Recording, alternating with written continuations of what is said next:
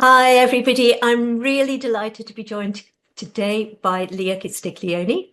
And Lia's going to tell us about the courses that she's going to be offering for 2025 to 26 on access arrangements.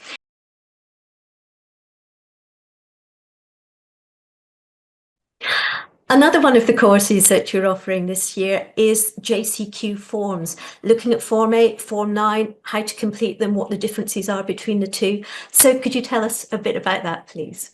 Absolutely.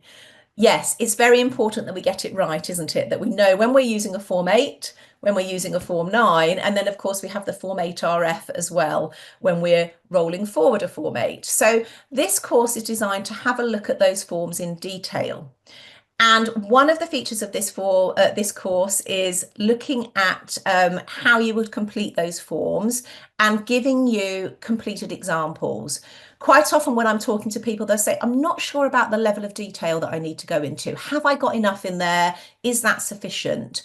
And so if you've got a completed example that has been checked with the JCQ, that they're happy that yes, this is the sort of level of detail that we want, then it's always nice to have that to base your own work from. So this is something that we're going to be doing. And of course, we'll be focusing on any changes to the forms for the 2025-26 academic year and making sure that those are all covered so that by the end of this session, people will feel really confident in their completion of the forms at every stage of that form. So that they're compliant with the regulations and they're going to pass an inspection because obviously that's going to be important for us all.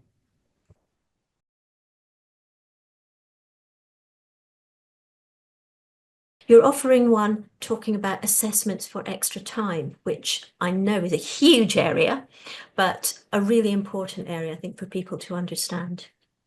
Yeah, well, assessments for extra time is very important because, of course, extra time, 25% extra time is overwhelmingly the most common access arrangement, the most commonly awarded one that we need to apply for. So we need to be getting this right.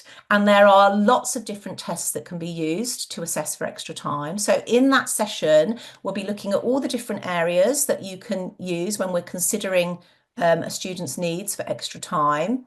We'll be thinking about some of the tests that are available that are perhaps more unusual, that maybe aren't so frequently used, but do provide good evidence.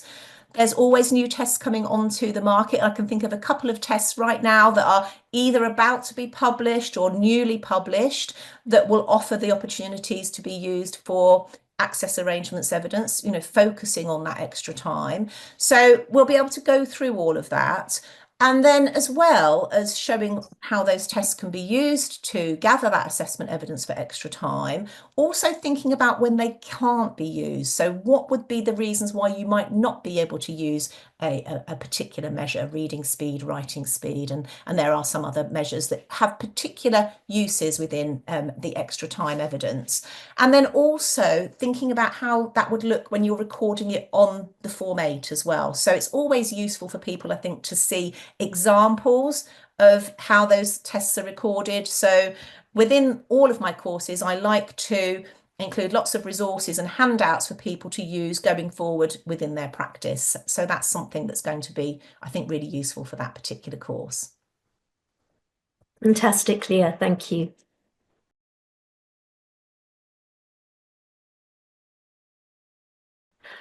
One of the really popular courses this year has been access arrangements for EAL learners and assessing EAL learners. So I wonder if you could tell us a bit about the course that you're offering for 2025-26. Absolutely. It's a very important area and it's not a well understood area. It's a challenging area to get it right for EAL learners in relation to their access arrangements needs. There's really two parts to this course. We're thinking about, first of all, what can we do for EAL learners in exams purely on the basis of English being an additional language? What access arrangements are out there for that? And how do we evidence those? That's one side. But then we need to think about what about if that we've got a student who's got English as an additional language and it becomes apparent that they need either extra time or a scribe. Those two arrangements cannot be awarded on the basis of English being an additional language. We need to show that there are other issues. So there are underlying learning difficulties, for example. How on earth do we do that? That's a very complex area. So what we're doing within this course is really focusing on how to establish underlying learning difficulties in a learner who's got English as an additional language in a way that is going to satisfy the requirements for JCQ. How we would then document that, what are our processes within that, both within the centre and in terms of the assessment evidence that we need, and then what that would look like on the Form 8 as well. Thanks, Leah. As you say, a really, really complex area, but so important. Absolutely. Thanks.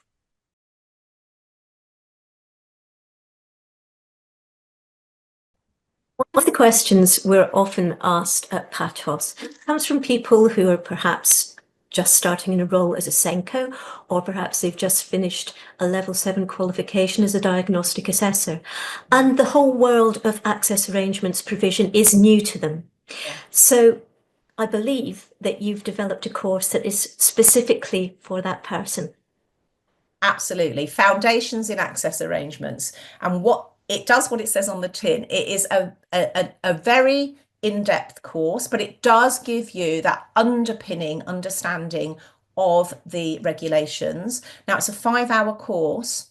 So rather than having people sit for a whole day, we actually talked to the delegates that did the course this year, and their preference was very much the format that we used this year, which was to split the course over 2 sessions in consecutive weeks to give them time to consolidate that first set of information and then move on to the next set of information. So that I think that works really well, that format.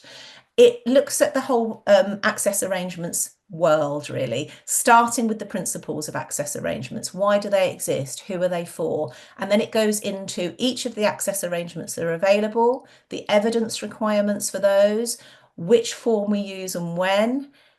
It looks at your record keeping systems and how to make applications for access arrangements, so that by the end of this course, people have a really good grounding in access arrangements. So it's really for those people that are either completely new to access arrangements, they may be, as you said, in a new Senko role, or they may have come off a level 7 course and think, I really do need to get that thorough insight into access arrangements, and that's what this course is for. It's also for people who perhaps have been out of access arrangements for a while, or have always been never felt completely confident. And if you want that confidence and you want that sort of really thorough investigation into access arrangements, then this would be a really good course for those people as well. Thanks, Leah.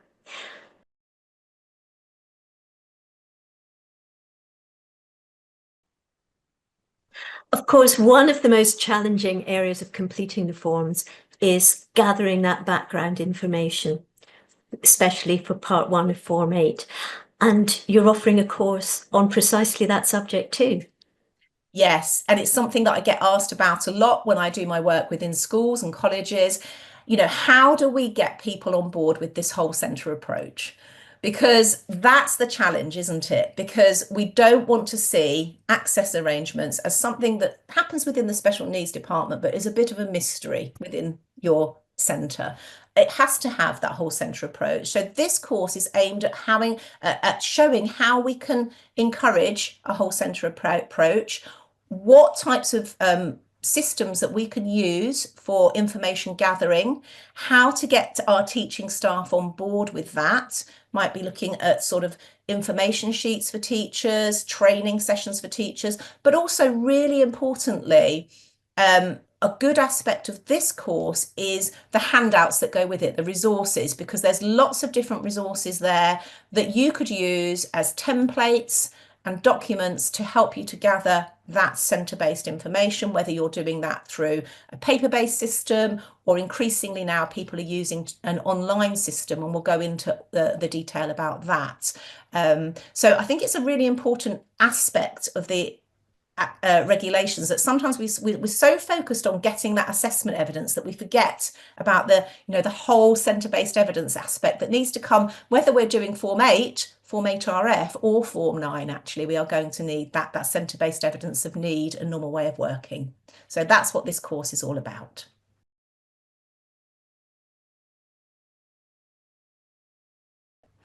Later on in the year, we also have a Q&A session. So that Q&A is going to be, again, Nick and myself. What worked very well in the session that we did in 2024-25 is that people were encouraged to submit their questions in advance. So this Q&A session takes place in December. So it gives people the opportunity to have had that term working with the new regulations and getting to grips with them. And what often happens is once you start, you might feel, yes, I've got a good grounding. Once you start, that's when the questions can start to happen. So that timing of that is quite important, I think, because it gives people the opportunity to think, okay, I want to get this ironed out. So people would submit their questions in advance. We would then go through all of those, and people would also have the opportunity in the session to ask questions as well. And that can relate to anything to do with the regulations, the changes for the new academic year, but also there might be something that's been niggling you. You never quite understood that properly. That's your opportunity to ask, and you'll get it, straight from the horse's mouth. Nick will be there. I will also be there. So if there's things to do with tests, instruments, or anything else that that I can help to answer with, then we've got those. We've got those insights there. I think it's called Experts Insights or something like that. So hopefully that's going to be a useful session for people. Fantastic, Lia. Thank you so much.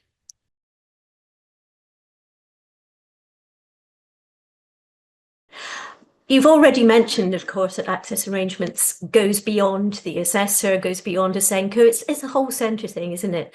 And you've got a couple of courses that look at the broader picture. The first of those is a course for invigilators. So I wonder if you could tell us about that. So it's invigilators, but also those adults that are in supporting roles. So the readers, the scribes, the practical assistant, the prompter, and all of those other adults that fulfill those roles within access arrangements, because it's very important that they understand the nuances of their role when they're working with the student in exams, as opposed to when they're working with a student in the classroom. It may be that those people are working, they may be a teaching assistant, a learning support assistant, working with students in the lessons. What they can do and the level of support that they give in lessons is different to what they can offer in exams. So it's really important that they understand that and that centres are clear on that. So this looks at each of those. It looks at the invigilation arrangements around those supporting roles, and then it also looks at those supporting roles and how they are used within an exams setting. Thank you.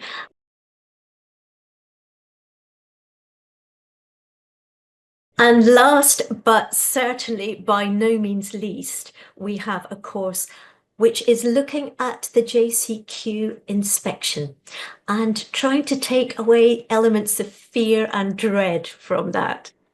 Absolutely.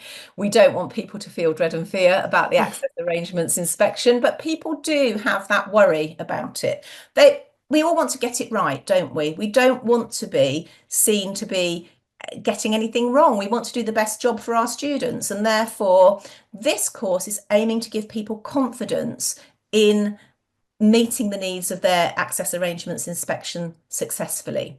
So the course focuses very much on the centre inspection around access arrangements. Of course, there are other JCQ inspections, for example, the general inspection that looks more at security, but we're thinking about that access arrangements inspection, and it takes you through that whole process from the moment the inspection starts, the inspector turns up within your centre, to the end of the process. So the timeline of what will happen during that visit, who needs to present that evidence, what they're going to be asking to look at, and how you can make sure that all of your files and systems are going to be in line with that inspection process.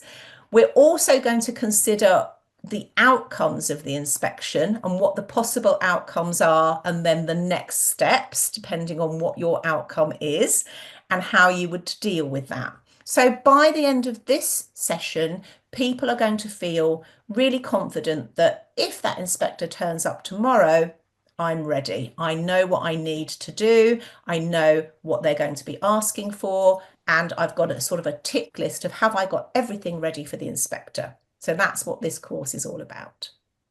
Fantastic. So we'll have lots of happy JCQ inspectors as well. Yes, absolutely. Let's hope so. Thank you so much, Lia. Thank you for taking the time today to talk to us about your courses. They sound completely fantastic. They're covering such a wide range of issues to do with access arrangements, and there may be more courses added as well. Absolutely. It goes without saying, everybody, that if you attend one of the sessions, you can do so live.